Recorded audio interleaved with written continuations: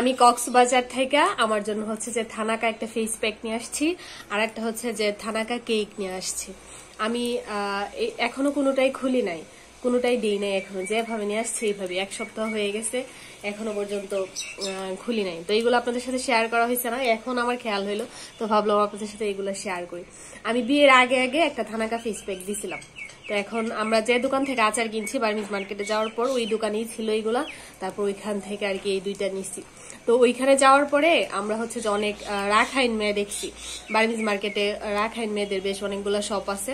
Even আমি এই চাদরটা যাদের কাছ থেকে কিনছি, যে দোকান থেকে, ওইখানে একটা মেয়ে ছিল, সে রাখাইন ছিল। তো ওদের ফেসে দেখলাম, অনেককেই দেখছে আর কি বার্মিজ মার্কেটে যাওয়ার পর এইরকম এই থানাকাগুলা না এইখানে নাকে একটু করে দেওয়া, মানে ওরা সাজুগুজু করা, যেমন হচ্ছে আমি এখন যেরকম আসছি না, সেম ওরাও এরকম সাজুগুজু করা, কিন্তু গালে এরকম করে থানাকা দেওয়া। আমি জিজ্ঞেস করছিলাম আর কি যে আপনাদের ফেসে এগুলা কি, পরে বলতেছে যে থানাকা, মানে এই থানাকা নাকি তাদের ফেসে দেওয়া, এইসব আর কি তারা দেয়া রাখে।